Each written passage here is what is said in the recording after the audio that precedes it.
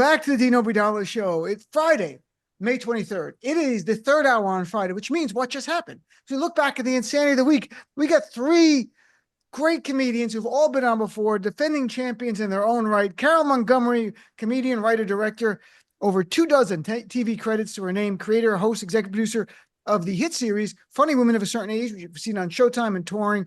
Carole, nice to see you. Nice to see you too, Dean. How's it going? Going pretty good. And we got two men, including me, three that are all of a certain age. Here we have Wali Collins. My buddy is back, stand-up comic, actor, producer, author. He has his own show on YouTube, Wait, What, with Wali. He's always in the Big Brown comedy show that I produced for years and touring nonstop the nation. So Wali, good to see you. Hey, man, good to see you too. Good to be back. And look who's also back, Titus. Again, countless TV appearances. Again, another national headliner. His 10th TV special is available now. Comedy special, I should say, Carrying Monsters. Is there an 11th one? I looked on your website, Titus. Yep. I can only see I'm doing it now. I'm doing it now. Doomed to repeat. How's it going, Dean Obeidallah? What's going on? How's going life? Pretty good. Is this your 11th special, what you're taping today? This is? Yeah, right now. Yes, I do about every 3 days. Every 3 days I do it. This is it. We're the warm-ups. And then we introduce Titus. All right, so let's start with the fun stuff. So Trump got the luxury jet. It was officially accepted this week from Qatar. And we're going to spend $1 billion of our tax dollars to retrofit it. And the best part is he gets to keep the jet at the end. It's not like we get to keep it. He gets to keep it, take it to the library and do what he wants with it. And the reason he's having it is not because of Air Force One doesn't fly anymore or a wing fell off, because he said that our jet is much smaller than others. It's much less impressive. Imagine Obama did this. Imagine anyone else who's a president did this, and the Republicans are completely fine with him not only getting planned, but burning $1 billion of our tax dollars for a jet that he gets to keep at the end. So, Carole, we'll start with you. What's your reaction to this insanity? Well, first of all, you know, they had been trying to get rid of the jet. So it's a shitty jet. It's not a new jet. It's, no. You know, the fact, first of all, the fact that it's, what is it? $2 billion, $10 billion. I can't. $1 billion plus to fix it up. It's like 400 million. But that's the thing. First of all, it's a used fucking jet. He's like thinking that this is great, and it's it was on the market and they couldn't sell it. So he thinks he's getting something, and everybody in the Middle East is going, what an asshole. I mean, really, like he thinks they got something over on him. Plus, it's probably going to be equipped with so many, you know, bugs and all that bullshit. So yeah, sure, why not? It's not like the world is getting better. It's going to forever smell like hummus. You can't get that out of there. You know, the money spent $1 billion. It's like, what's that smell? Lamb. Yep, it's always lamb in here. And I'm Middle Eastern, so this is what we do. So Wally, I mean, Carole makes a great point. They were trying to sell this. It's old. The maintenance costs were so high, and they're like, let's give it to Trump. He'll love us more. And now he loves Qatar. He went there. They did the camel thing for him. And there are a handful of people on the right criticizing him, but they really can't say anything. And Democrats don't know what to say. So, I mean, Wally, if anyone else, I can't imagine Obama spent $1 billion of our tax dollars to retrofit like a jet for himself, or a speedboat, or a van, or whatever. And he got to keep it at the end. They'd be having hearings every day. Fox News would have exploded. Well, first of all, I want to know, how do you pronounce that country? Because every time I'm watching this, everyone pronounces it Qatar, guitar, Qatar. How do you pronounce the name of that country? Does anybody have a definitive answer? I've been there several times. The real way is like Qatar with like it's weird. Like it's said a different way. It's not like Qatar. It's not Qatar. It's not Qatar. That kind of stuff. It's different. I could ask my fiance. She's Arab. All right. I appreciate that. My next question is, how is this legal? I don't understand how is this legal? Is it like in between like certain clauses, whatever? Because it seems to me that's bribery, and isn't that illegal? That's my question. How is this legal? The law doesn't matter anymore. Look at the emoluments clause of the Constitution says you can't, like he's getting this from the Qatari royal family. The emoluments clause of the Constitution literally says a president or any office holder cannot accept a gift from a king, a prince, or a foreign country. He's got all three rolled into one plane. This is for a king, a prince, and a foreign country. Like it's like check, check, check. Like to him, it was a to-do list, not like bam. Law and Order, while he went out when he released the terrorists from January 6th. So as much as he calls himself, the Law and Order president, he's always standing there with cops. It's like, I'm sorry. Did you forget about that? So there is no Law and Order. We all go out and just rampage through the streets, just take whatever we want. We would go to jail. Nothing's going to happen to us. You and I go to jail. So how is it that, the jujitsu part, because I thought it's all about checks and balances. And I always thought it was one of those, I always thought. Those are suggestions. They're suggestions. So that's my problem, me thinking. Yeah, exactly. All right. We'll go to Titus. All right, Titus, can you make sense of this? And first of all, I love that we start calling guitar. I'm keeping that. But Guitar Force One is pretty bad. And here's the problem: as Carole said, it's like the Pontiac Aztec of the skies. Nobody wanted it. It's just sitting there, And first of all, we got to clean the hummus, the shawarma, and the smell of sex trafficking young white women out of it. That's going to happen first. Trump won't notice it. He knows that smell anyway. But here's the problem I have with it. It's not just that. It's just a nicer plane. It has nothing on it the protections. There's no missile defense. There's no EMP. The president could die in it. So I say give it to him today. Let him start flying now. Today. Years. And it's going to take years. And he's literally upset that his Air Force One is smaller than the other. His Air Force One is a lot smaller, as we heard from Stormy. Right. So this is a smaller plane. And the guy, like any rich person, just wants to show off. He wants the bigger summer home, the nicer Gulfstream jet. He wants the 4 instead of the 2 or whatever it is. These are what we're dealing with, the mindset of the wealthy that are running this country. Meanwhile, Dean, I got in that same what you just said. So I had a friend of mine who's very wealthy, and I was at her house one time. She lived in a mansion. Her neighbor, it's like a wealthy area. The neighbor came over for dinner, and at one point he said something about his plane. And she looked at her husband and goes, I want a plane. And I looked at her, I said, you have a fucking boat. What do you need a plane for? And they all looked at me like I was the shit on their shoes. They were like so offended that I called her on it. They are like that. Everything is, let me show you what I have. It's like, really? Yeah. I want a plane is the biggest white lady sentence I've ever heard. That is a super white lady sentence. And you have to say it like Veruca Salt from Willy Wonka. I want it now, Daddy. That's what Trump. I want a new plane now. And I want it now, Daddy. Yeah. Why not? So, Carole, I'm sorry. Maybe they were shocked that you spoke because you were booked as the comic, right? You were booked. They probably thought I was the help. Right. She's like, why is the help speaking? I was just a friend that was over. Like, why is that woman there? I remember, when I used to drink. I used to like to drink $3 Chuck.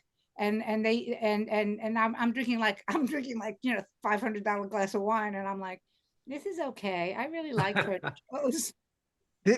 I have no friends who are uber wealthy.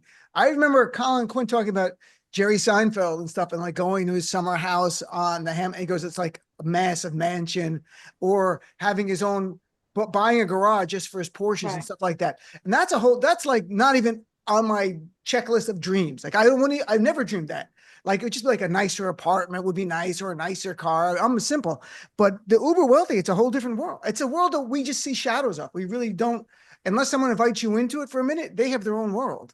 And I performed for Arabian Prince, and he flew us down to Africa, to Madagascar. And, really?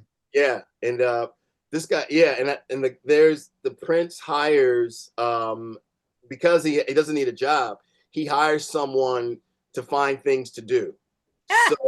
Jesus. Yeah. And so this Prince was into New York comics. So a lot of New York comics were going down to Madagascar to entertain this Prince, who had his own theater and down in Madagascar. And I'm going to tell you something really crazy. So this producer guy gave us a tour of this theater.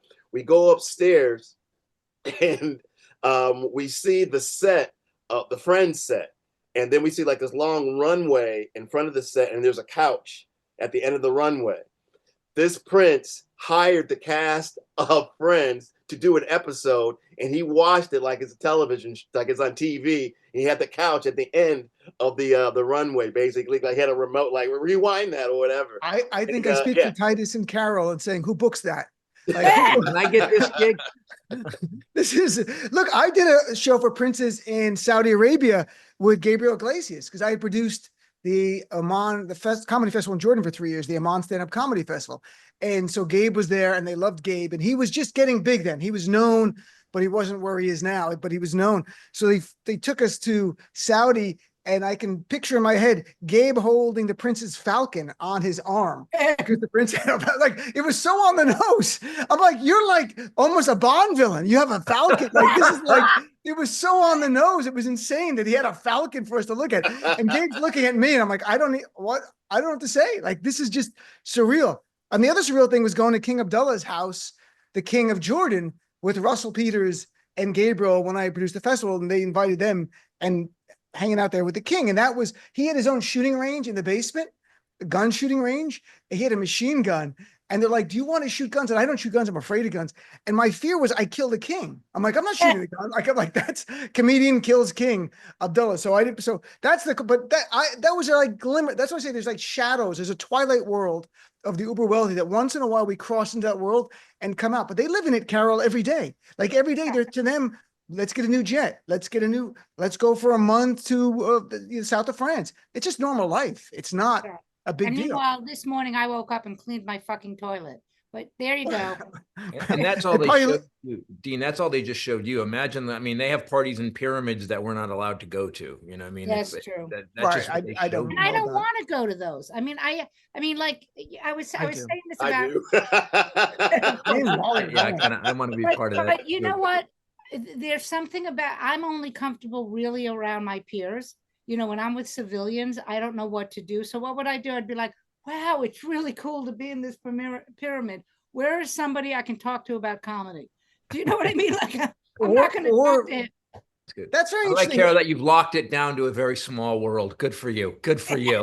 No, but I mean, Titus, you don't, if someone is not comedy or entertainment world or doesn't follow the news, I just sit there looking at them. I'm like, I don't know, like, and I have to make small talk about their career. So you actually install the sprinklers, like, and that's how it goes. Like, I'm trying to make, and I'm not being judgmental. I'm like, I'm trying to ask questions. I don't know what to do. I really don't know what, if someone doesn't like politics and they don't like comedy or they're not in our field or media either. It's very hard. It's kind of weird because I could talk to anyone, but I find it work to talk to people who are not in those three areas. If they don't like politics. Now, you know what? Now take that to the next level of these princes trying to talk to you. Yeah, good point. Oh. They're sitting there going, and I have to speak to him about his apartment in New York City. So you have an IRA. That's very nice. How much you have? He's amusing, but I have nothing in common with him. I don't know what to say. I was at my father's shiva, and I don't practice it, but my sister felt we had to have it. So we were sitting, me and my son were there. We were sitting around the table and of course eating deli. And they spent an hour talking about this Italian restaurant. And they were like, did you like the lasagna? I don't know. I thought the cheese was, maybe you should have gone. They talked an hour about the cheese in the lasagna. So Dean, I'm right with you. I'm just like, please, what? Okay, just. Well, that was a real shiva. He was eating deli, talking about Italian food. That's like Scott Blakeman, my good buddy, has jokes about like going to the deli and it's like 20 minutes just on the food. I'm chatting with Carole Montgomery, Wali Collins, and Titus. Okay, so Trump is spending $1 billion of our tax dollars for a plan that he gets to keep, which is the rub. You know, it's just insane. And the same week, the House Republicans, because of him, voted to gut Medicaid, the biggest cuts. It's not an exaggeration. The biggest cuts in the history of Medicaid, a 60-year-old program, the biggest cuts in the history of SNAP, which are known as food stamps, everyone else, and potentially huge cuts to Medicare. They're probably going to waive that. I'm not sure, but these other ones are very real. Millions of Americans are going to lose their Medicare, from children to seniors who are in nursing homes. And the guy's blowing $1 billion like it's nothing. And the Republicans in this, it's all to give a tax cut to the wealthy. There's a 9% tax cut for millionaires and billionaires. Why do they need a 9% tax cut. So Titus, let's start with you. You were last time. So out of fairness, what do you think, my friend? I just think I'm just very happy that these billionaires' children are going to get shoes and be able to eat. I think that the one thing we need to worry about in this country is the health and caring of billionaires. And you know, I think it goes down to Mike Johnson's favorite Bible quote, and I wrote it down here, Proverbs 19:17. Whoever is generous to the billionaires lends to the Lord, and he will repay him for his deed with a flying whorehouse from Qatar. So I just am glad that we finally fixed the problem of billionaires not having enough. And I think that everybody's kind of elitist, oh, other people need food, is really pushing the envelope into a situation where, you know, we would have a utopia, and we don't need that. We don't. And Carole, if enacted according to experts, I'll read the line, this will carry out the largest upward transfer of wealth in American history. This is a reimagining of our society. That's what this administration is really about on everything. But this is one, gut social net safety net programs, which are really for the most vulnerable of our Americans that we have, and put more money in the hands of their wealthy donors. And we sit here like it's okay. I don't understand what it's going to take for the revolution that I'm waiting for. That's what I'm getting at. I don't know what's going to take. Honestly, as somebody who is on Medicare, I mean, I'm ready to fight, because I'm like, you know, because the thing that people don't understand is that when you go on Medicare, like my husband, you know, works all, you know, on Broadway. So he had union insurance, and you have to go on Medicare. It's once you turn 65, it's not like, oh, gee, I'll do that. I'll stay with the other insurance. You have to go on Medicare, you know? So It's like, so what are you talking? I think what's going to happen is the seniors are going to revolt, and just, they're going to be the ones in the streets in their walkers with their oxygen tanks. Because, I mean, I can't believe that we're even talking about it, and we pay into it. That's what pisses me off, is that I paid into it. You know, this was the first year, I guess it was good because we made money on the tour, but this is the first year I had to really pay the amount of money. I went, oh, and as I'm writing the check, I'm thinking to myself, these motherfuckers, you know, like I'm writing the check and I'm like, why am I having, you know? So I'm terrified. I mean, I really am. I'm really worried about, you know, because when you're fine, you know, I'm very pro-aging and all that stuff, but there is different levels. When, you know, I'm 67 now. When I turn 65, I'm like, this is great. I'm still rocking. And now I'm 67, like little things are starting to fall off me, like a car. Like an old car. I'm sorry to hear that. Imagine a senior revolution that we call like the early bird revolution or something like that. It's a revolution that starts like 3 p.m, ends at 5. And it's over by 4:30 because they gotta eat. Right. It comes with dessert. Yeah, they gotta eat. Dessert? Does it come with a side? It comes with the side. That's like Scott Pilgrim. You know, do we have to have the revolution by the air conditioner? I don't want the revolution by the air conditioner. Away from the air conditioner. So Wally, I mean, I don't know.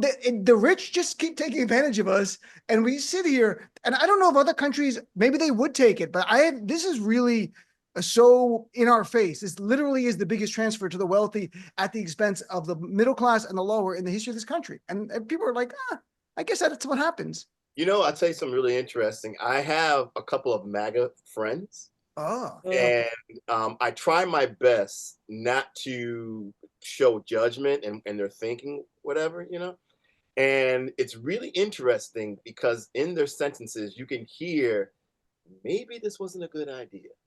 You know, and I'm enjoying listening to this transition, how they're fighting the reality, you know, how it's becoming, you know, basically this is the consequences of your decisions, basically, you know. And, you know, when I was trying to warn them, I'm like, you sure you want to go through this way? Oh, yeah, you know, get rid of these migrants, these immigrants, and they're taking away the jobs. So, okay, fine. Take away them jobs. Now, who's going to do those jobs? You know, and I'll do it for, you know, I'm American. I'll do it for more money. All right. So then now, you know, there's a trickle down thing. That's the point I'm trying to make. No, I agree with you. And the thing is that people don't understand there's a follow through to everything, you know, and like, you know, not to go back, I'm going back to the whole airplane thing. He buys his he gets his airplane. And so now he's not president anymore. So now he has his airplane. Who's going to keep up this airplane? You know, because there's going to be maintenance. There's going to be certain types of machinery that has to be, you know, who's going to take care of that? So now he's going to have this, $400 million plane, in what, a parking lot? It's like, it's going to be on Etsy, sooner or later. It's going to be at the president. It's donating to the presidential library. And I was looking into it. There are no laws that prevent him from using it as office as he wants. Like, he can do whatever he wants with it. So it really goes to him. Wait a minute. How does this man have a presidential library? He's illiterate and he's banning books. What is it? A nightstand drawer? Is that the entire presidential library? It's a lamb-scented plane. That's what it's going to happen. Can I say that? Can I say one thing? What people don't understand, you have to know history. Whenever any society has done what they're doing and raping the poor like they're doing right now, the revolution is very bloody for the people that did it. And the Tree of Liberty, I say that all the time. And we are at a place now where I've done 10 specials. If I can get this 11-1 film, fine. But I've done enough. I'm ready. Give me a stick. Titus is ready. Give me a stick and I'll play the flute, man. I don't care, man. But the revolution is coming. We need a drummer. Right. I'm a drummer. He's a drummer. And by the way, the Tree of Liberty is watered with something, and we won't talk about it on the show. No, we won't, but I'm in. Right. That's what it. So look, at talking about Trump's corruption, Senator Liz Warren said Trump last night had, quote, an orgy of corruption, which is just an awful term. Orgy of corruption. He had at his country club the top 225 owners of a coin that he owns, that it's his family. It's from Fight LLC. It's the Trump meme coin. He personally profits from this.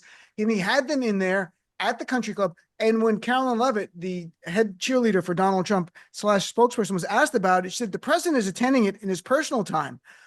Personal time? I didn't know president was a 9 to 5. Like, that's sort of like, I always thought president was like a full, like, your non-stop. But apparently there's a clock that you check in. Trump does a few hours, checks out. And in the off time, you can profit off people. And some of the people there said today openly, they were there to lobby Donald Trump on issues. One of them is Justin's son, a Chinese-born crypto guy who's being investigated by Biden's SEC. And guess what? The Trump people just announced like a month ago, they're dropping the investigations. They're going to settle it. And he was the #1 owner of the Trump coin. It's not even subtle. Like, it's so on the nose. So, Carol, I mean, again, just for our brains to comprehend this, it almost makes no sense. Like, how could this be happening is the question I ask continually. I'm right with you. I mean, I just, it blows my mind. Sometimes I'm late at night, especially when I wake up to pee, because, I'm 67. And I just sit in bed sometimes going, why are we here? Like, how is this?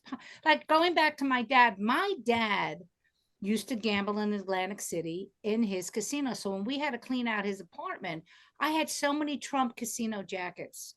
And this was when he the first time he was president. And I remember saying to my dad, I said, and my dad had dementia and all this stuff. And I said, hey, Daddy, do you know who the president is? And he goes, no. He goes, I said, it's Donald Trump. And he goes, and he looked at me like, the guy whose casino I used to gamble in? Like, even in dementia, he knew that was wrong back then. Right. Do you know what I mean? Like, I hear you. I don't, but I will tell you that when he met him, my sister met him when, and the thing about him that, when you go, and then you can't really do this now because everything's online, but in the old days when you used to buy a used car, do you remember when the guy would go, Dean, hey, how are you, man? How's the wife? How's the kids? Or they are he knows he does that likable guy bullshit. And you think, oh, wow, this guy really cares about me. And it's all bullshit. It's all a con. It's all a fucking con. Certainly. And my mom also had dementia. And she would say about Trump, she goes, he's an asshole. And she had dementia. She would literally, because she's Sicilian, that's how she would talk. I'm not kidding. So, I mean, look, Titus, is all of this what we're living through, a demand for new laws in the future when Democrats finally get Congress, if they would do it to actually make this illegal, what we're seeing Trump do? Because I didn't think you need laws saying you can't keep $1 billion jet that we paid for to retrofit, or you can't do a side business, a side work where you're profiting off being in the White House, literally selling coins with your face on it. People get to meet you as president. And in the literature, it said dinner with the president. Like, it wasn't at the White House, but it was dinner with President Donald Trump. And so this can't be allowed to continue to happen. Or maybe it's actually in the Constitution. It's called the Emoluments Clause. Also, Elizabeth Warren compared it to a orgy. How would she know? Elizabeth Warren's never been invited to an orgy. That being said, he was wild when she was younger. You don't know. Here's the thing. Here's how crazy it is. And I think this is why people can't deal with it. It's so out in the open. Like literally the evidence for this bribery corruption case is a jet. How do you show that into evidence? How do you roll that? The evidence is literally the invite to the meme coin dinner. Like it's not like, I think it confuses people because there's nothing hidden, and so you don't have to. You're not going aha. He's like, here it is, and so I don't think we know how to deal with it. It's so far beyond corruption, but it's in the Constitution. I've said it before on your show, we need a fourth branch of government. We need the bouncers. We need a crew of people like firemen. They just stay in their own house. And when shit goes wrong, what ends up happening is they show up, whether it's the Supreme Court being corrupt, and they just go, Clarence, get your shit. No, you're done. You're right. No, you don't have to go home, but you can't stay here. Just a crew and because we don't have any way to enforce it now. And I think that's why we're all confused.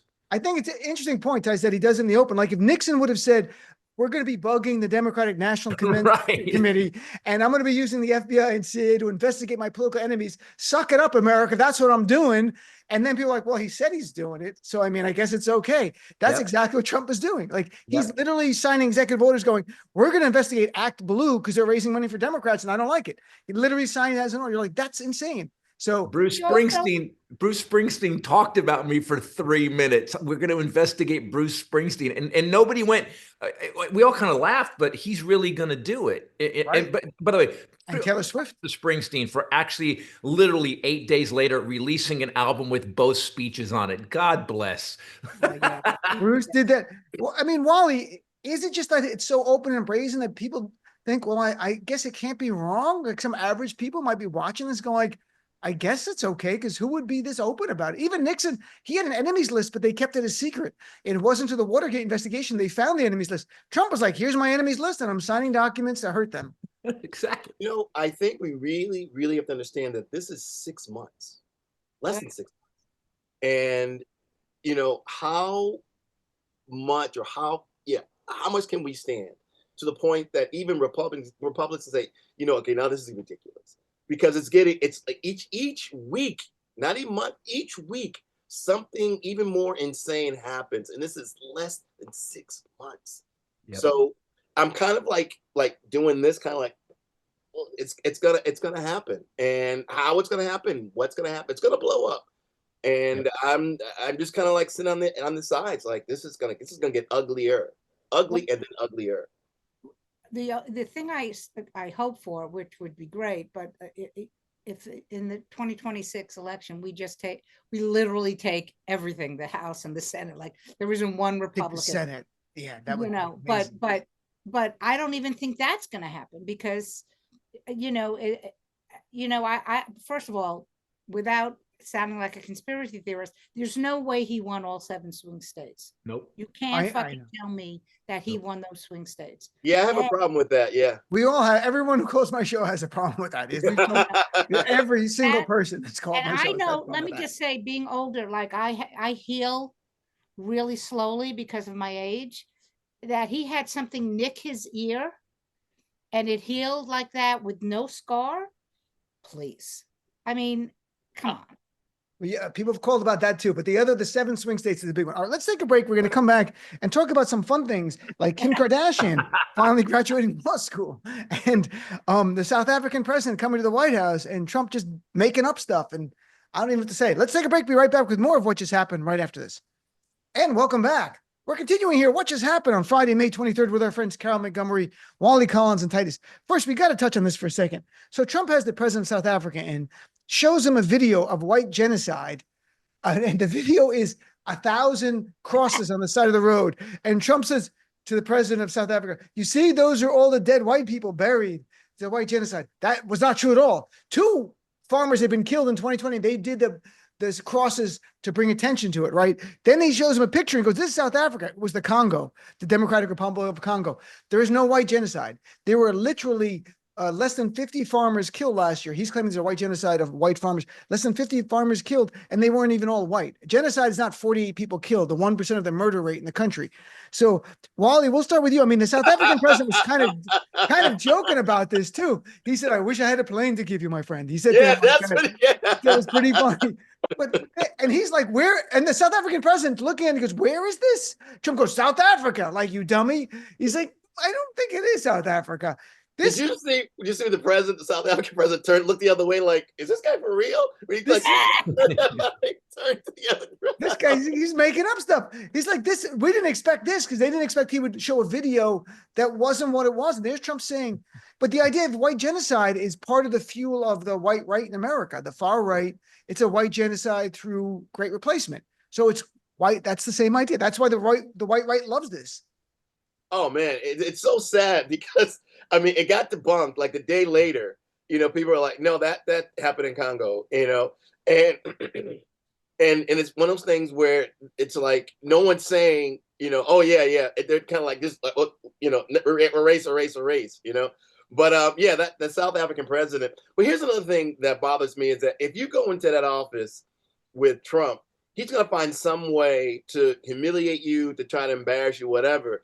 One of them, you know, diplomats, officials, presidents, whatever, I think it's gonna punch him in the face. I just see it happening because it's gonna get to that point, you know, and it's gonna be like, oh, all right, this now, this is the politics I'm talking about. Let's go. I wonder, like, so Titus, how would they embarrass? Like, if you went to a meeting of the White House, I'm trying to think, would they show like my early stand-up? That's kind of embarrassing. You know, like, here's Dean in 1998 trying to be funny. Look at this. He calls himself. I have those videos of me. I actually have those videos of me. Holy God. Probably the hair and the clothes. My hair wasn't much different, but Titus was different. Didn't you have bigger hair one time? Or what did you have? Yeah, man. I had this whole thing where it was part on the side and it was like a wave, and I had a punchline indicator, and Wally knows it. I was no. Are you kidding? That's when I met you. Yeah, exactly. That's why I forgot. I've tried to black that part of my life out.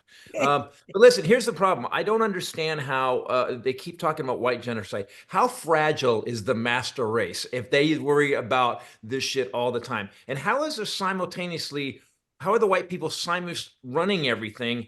And there's a genocide going on at the exact same time. I don't quite get it. And the White House has become this weird place. The Oval Office should just be called the Octagon, because anybody who walks in with Trump is, whether it's Zelensky or the South African president, is going to get their ass handed to him. And I agree with Wally. I think someone should just stand up. He'd only have about 8 seconds, but literally, John Wick his ass, man. Just oh my God. So just to see it happen, because I watched, and Wally pointed it out, when you watch the South African president, the incredulous look on his face, like, I'm in the White House, right? This is the White House. This is real. It was almost like it was a weird candid camera punked moment where and he's showing the Congo. He's showing that's black. The picture was the Congo. The video was something. The video was not 1,000 dead people buried with white crosses. That was not true at all. Don't put two white people in charge of videos. Is all I'm saying. Don't put Lauren Boebert in charge of bringing the videos. I love the idea of the octagon. Like, you get in there and then a mirror opens up and it's like a Bruce Lee type of, and you have to fight this. I have to fight him. I'm the prime minister of like Estonia. You got to fight him. Octagon. It's like the Running Man. So Carole, I mean, we're in a world where Donald Trump lies nonstop, and he gets fact checked for like a minute and we move on. And that's it. There's no residual effect. The media wants to talk about Jake Tapper's book because Joe Biden was old and nobody knew it. I don't know if anyone knew that, but Jake Tapper broke some story there. That was some great, he's a Woodward and Bernstein of our time. He broke the water. So what do you think? I mean, how do we combat the Donald Trump lying all the time? And the corporate media, they do fact check, but it's like, they report what he says and then they go back later and go, and that wasn't true. That wasn't true. As opposed to, this is bullshit. Just say it. This is fucking bullshit. Here's what we need. We need Natasha Lyonne from Poker Face. Next time he does a speech and she just keeps going, bullshit. I haven't seen that, but that's what she says. Yeah, I mean, that's what, she has a poker face. No, she has a trait that she knows when people are lying. So that's the whole thesis of the show. That's like the premise. Yeah, and it's very Columbo-like, but she does that when somebody will say something and she just under her breath goes, bullshit. I mean, it's brilliant. It's so, but that's what we need, you know. But we're so, you know, people are just, you know. I was talking to my sister about all of this because she doesn't like to talk about anything except lasagna at the Italian restaurant. But the regular people who don't, you know, who are living through this think that it's just going to go, you know, you know, we're going to have a bad 4 years and then something else will happen. They really do think that way. The average people, I don't, and you know, not to put down my sister, honestly, but I think that average Americans are just like, you know, he's crazy, but you know, they really do. They think that everything's just gonna crazy, and the stock market's down, and the economy's bad. But he's great. He's great. You know, but like you know what I I mean? hope Like, they don't like him. I think most people, the average American thinks it's not going to affect them. That's Right. why with the town halls, when they were talking before they passed this stupid bill about, you know, in these red states, it was packed with people going, "Don't you dare take away my Medicaid and my Medicare and my social." So what did the Republicans do? Because they're such good, brave men, they canceled all the town halls. They know what they're doing. They fucking signed this fucking bill at 4 o'clock in the morning. They know what they're doing. Yeah. It's and they don't care about, like, they care about the donors that fund their campaign, right? That's what their number one priority is. And then everyone else, and then if they lose the House, they're willing to lose the House for these kind of generational changes. That's what they believe. They want to get rid of Medicaid forever. They wanted to get rid of Medicare, and they may get rid of, they might cut $500 billion from Medicare. They might not. We'll see. It's actually part of the legislation, but they probably get waived because it was this weird thing with the pay-go law. But speaking of the lies, now we've got the lies that are going to be taught to students. Oklahoma, this is real. This is not fake. In Oklahoma, in the next year, in the school curriculum, they're going to have to teach students about the 2020 election, that in essence, that it was stolen from Donald Trump, at least raising questions about it. They're going to have to teach about the unforeseen record number of voters and security risk of mail-in ballots and some other debunked theories, because the MAGA superintendent of education thinks it's important that students learn that there were questions about the 2020 election and maybe Trump actually did win it. So you've gone from some kind of wanting school to be neutral, which they said they wanted in a way, to literally indoctrinating them into MAGA tenets, that Donald Trump won the 2020 election and it was stolen from. Titus, I mean, what's next? This is where we are. Honestly, I think it's great. I mean, Oklahoma's like 48th in education. This may bump them up just a little bit, have to learn something, even though it's not right. I mean, they're ahead of Alabama. Alabama still believes E.T. was a documentary. So I think what's going to happen here is that we are lost. And here's the problem with what Carole was talking about earlier. This is not going to change. We did an interview with the piece called the Election Truth Alliance, and they've done a statistical analysis of all the election stuff. You can go to our podcast and see it. We did 3 hours with them. They can prove pretty much that the election it mirrors pretty much Putin's election. So someone got, and 70% of the voting machines were actually I'm not going to say hacked, but they have a Wi-Fi and they were actually dealt with. So you can see the facts. So it was messed with. They are not going to leave. If people think this is going to change, it's not true. And by teaching it, starting to teach it in schools, taking a bright red state and teaching it, because it doesn't help him. He's going to win that state anyway, right? Republicans are going to win Oklahoma. So why teach it in Oklahoma? Wouldn't you want to teach it in California or something to get people to vote for you? So they know they're going to stay. And that's the scariest part of it. This doesn't stop. And unless we get in the streets and start doing something, this doesn't stop. So anyways, for Christmas, just purchase a lot of Kevlar. That's all I'm saying. I mean, Carole, if we're going to have Republicans now teach in public schools, it used to be we worried about religion being taught, but now being taught MAGA lies. It starts in Oklahoma. It doesn't end there. Next, we know it goes to Texas, and it's going to be every single thing that they believe in on the right. And they've cut proposals to teach about George Floyd's murder and Black Lives Matter. So it really is public schools MAGA indoctrination, and it's not a joke. This really is what they're doing. Yep. Yeah, but you know, just to you have to believe that, like, at least some children are going to go, not obviously at school, go home to their parents and go, the fuck is this? You know, I mean, even in Oklahoma, there are people who are progressive. There in every state, there's people. So there will be people, children that go, Mom, Dad, what the hell is this? And you got to hope that, you know, it's a small faction, but you got to hope that some people are like going, this isn't true. This is bullshit.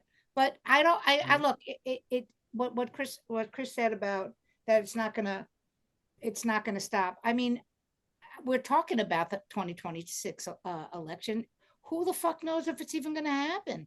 Right. You know, if he decides, aren't they discussing getting rid of habeas corpus? I mean, like, what the fuck? They might as well just go, Well, Christy Nome didn't know what it was. First of all, Christy Nome didn't know what habeas corpus was. But okay, yeah, they're trying to get rid of it. If they can, she knows the MAGA version of it, though. What she doesn't know what it really is. She knows what she was told, which is it's the president's right to suspend civil liberties in America and put you in a prison. That's what she was told, and she's fine with that because she didn't make up that definition when Christy Nome testified before the Senate. That's what she was told, and she's not a lawyer. She goes,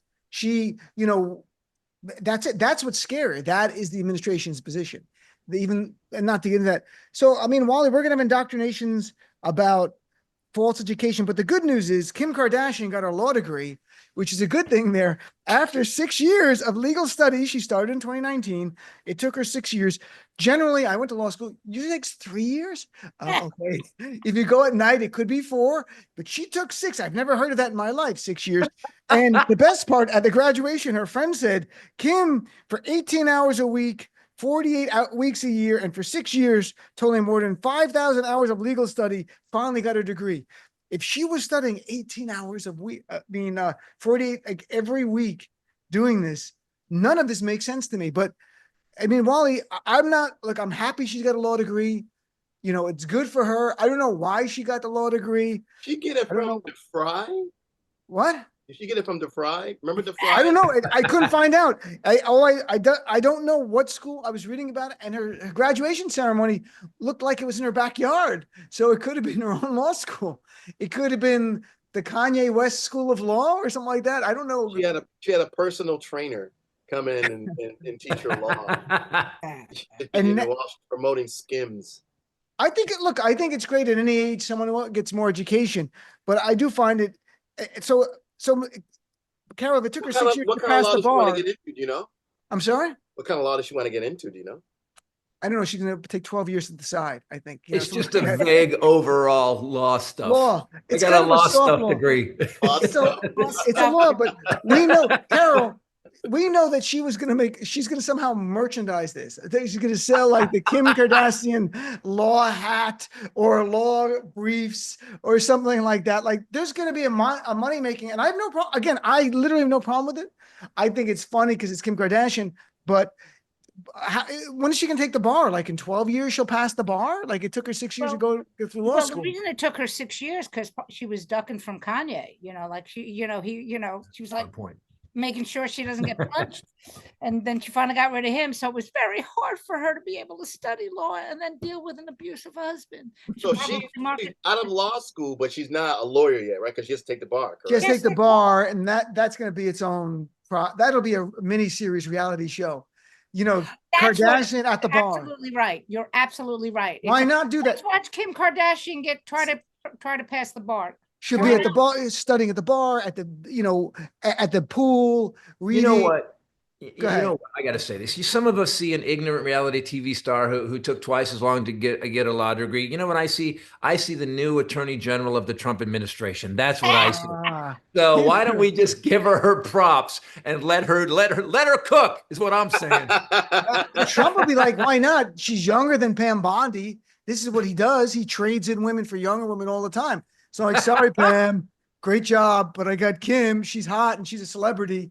So I saw Kim Kardashian in person once at the White House Correspondents' Dinner when she was dating Pete Davidson, the comedian. And she was there with Pete, and the two of them looked like it wasn't real. Like they looked like movie stars in a place of like average looking people. Like it was just a very bizarre seeing in the hall walking, and people were just like, oh my God, they were like God. They were treated like gods. It was the most bizarre thing I'll never forget.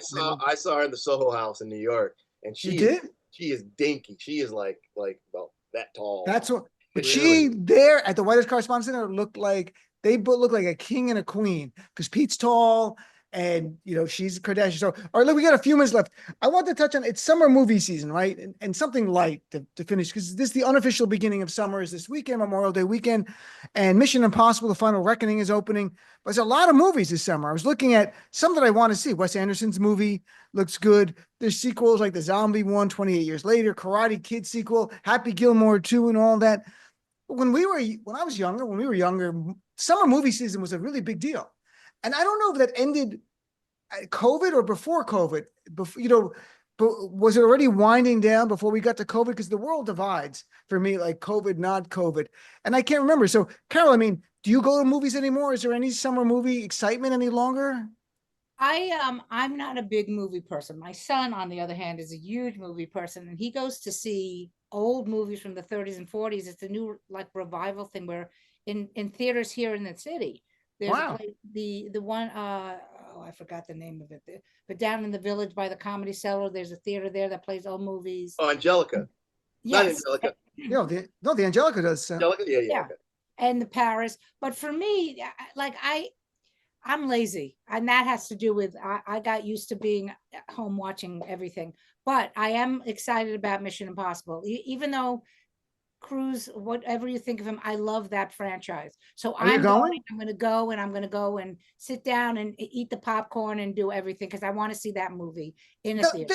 Look, the movie theater experience, it's such a I enjoyed so much. It reminded me, I have so many great memories of it, and going in the big soda, and you got to buy it. It's really expensive, and you bait it, paper it, and lay away. But still, Titus, are you going to go see any movies? Final Reckoning, just because it's such an ironic name for the Trump administration too. I think that we're here, but also look, movie blockbusters are great. I remember building bike ramps and stuff. I miss those days, lining up to go see like a Star Wars movie. But now it's even kind of better, and here's why: because now you have to watch the exits for a mass shooter. So now you're kind of living in your own action movie while the action movie's playing. I think it's way more exciting now to go to the theater. Hey, sorry, I just wanted to keep it light. Thank you. So Final Reckoning could be what's happening. Right. The Final Reckoning is like what you might be experiencing. Well, are you going to go to the movie? Do you go to movies anymore? I am a huge movie fan. My wife and I, we go. Oh yeah, we go. It pretty much. So you're going into summer movies? What are you going to see? Karate Kid? No. Well, hold on. I gotta give a shout out to Sinners. Sinners broke records, and a lot of people are not talking about. Oh yeah, Sinners. Sinners is number 3. It beat The Exorcist, believe it or not. Yeah, wow. I just had Baratundi Thurston on last week. You know Baratundi? He's a really good guy. Oh yeah. And we talked about, he had written a whole article about Sinners. All right, so last minute, I want to give everyone a chance to plug where they can see you, follow your work, and all that. You're all great. Carole, where can people check out your stuff? I'm doing a solo show now called I Am My Father's Son at QED this Saturday, and then I'm going to be doing it for the Fallout Fringe Festival in Las Vegas, June 11th and 12th. But I have to say something to Chris about this. Your first solo show, Norman Rockwell, Bleeding, changed my life. It made me. I had written a solo show, and I halfway through the solo show, I watched yours, and I went, "Well, I'm putting mine away." It was so, wow. It really taught me how to do a solo show. I thought that was. I love your work, but that solo show, I tell people because I also teach and develop solo shows. Oh. It was the most brilliant show I've ever seen, and so kudos to you, and thank you. Wow, look at that, Ty. That's nice. I was raised by my father. I can't deal with compliments. Jesus Christ, back off me. That's right. Thank you so much, Carole. I'm like, please, someone tell a joke and ruin this beautiful moment. We can't. We as comedians, it's like, I don't like any of this. I feel good and icky at the same time. So, Titus, where can people see your great one-man show from years ago, or see you now? Doomed to Repeat right now is I'm working on that. It's kind of the same vein. I found out my family's been here 400 years, and so I'll be in Phoenix on the 6th, the weekend of the 6th, and all the clubs there in Phoenix. And do me a favor, guys, go to our podcast, the Armageddon Update. Check out that Election Truth Alliance episodes. Honestly, it will rattle you. It will rattle you what happened. You had a guy. You had a guy who knows tech. You have Trump saying stuff like, Elon knows those machines so well. He's got it handled. Well, this information backs all of it up. You got to go to see it. Armageddon Update, Doomed to Repeat on the road, and then if you want to get the new special, go to ChristopherTitus.com. Thanks for letting me know my stuff. Sure. And Wally, what about you, my friend? Check me out on YouTube. My channel called Wait What with Wally. It's a clip show. I'm very proud of it. And I want to say, Carole, the first time I saw you on stage was back in Massachusetts, and she used to wear glasses. Do you remember this? Yeah. And, and I was like, wow, she's really good. A girl's really funny. Wow. A girl is really funny. And we all have to I was like, wow. And I had a crush on her too, but that's beside the point. All right. Well, you guys were all great. Thank you. Fest. See, this is so nice. We're going to cut all of this. I don't like any of this. So, Titus, Wally, and Carole, thank you so much. Have a great Memorial Day weekend.